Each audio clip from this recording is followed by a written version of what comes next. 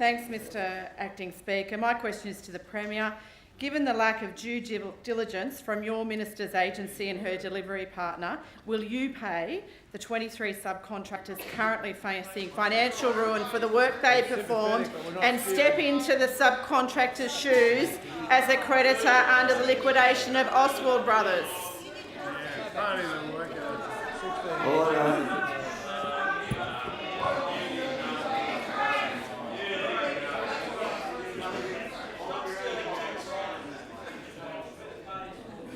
Thank you.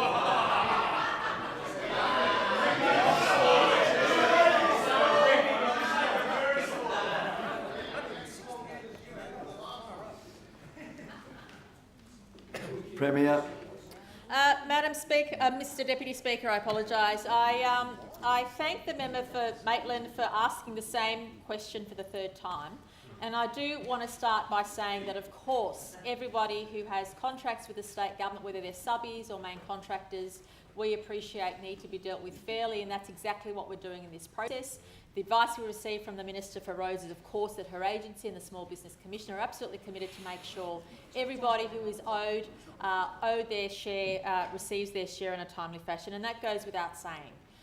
And what today's job figures also demonstrate is our commitment to business confidence in New South Wales. We know that because of all the contracts we've issued to the business sector, because of our massive $80 billion infrastructure pipeline, which comes on top of the $111 billion we've already spent in infrastructure, we are seeing business investment, not government investment, but business investment of about $15 billion per quarter in New South Wales.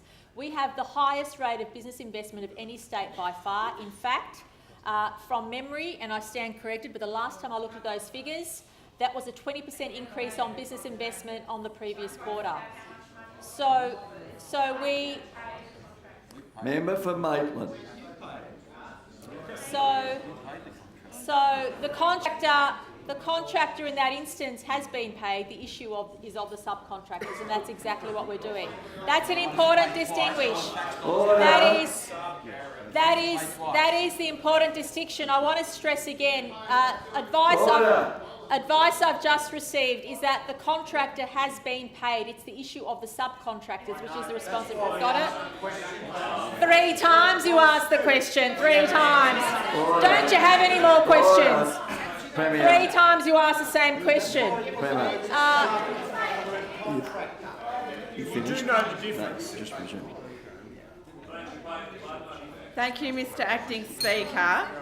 Order. It wasn't the same question. I can read it out again for the Premier. What's your point of order?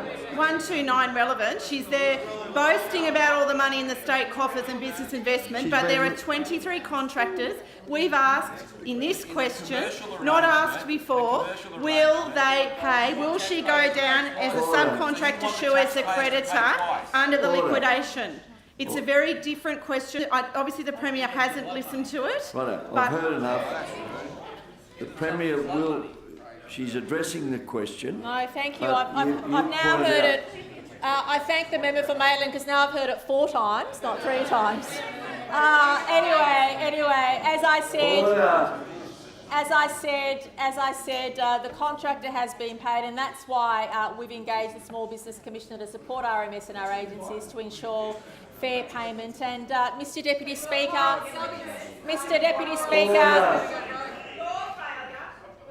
don't pretend you care about business. Every opportunity you have, you tax business, you attack business, you rip up contracts. The message the Labor Party sent to the business community is we will rip up all the contracts, we will tax you, we will put you out of business. We will put you out of business. I have finished my answer. Thank you. Yeah, because you got nothing good to say. Yeah, nothing to say.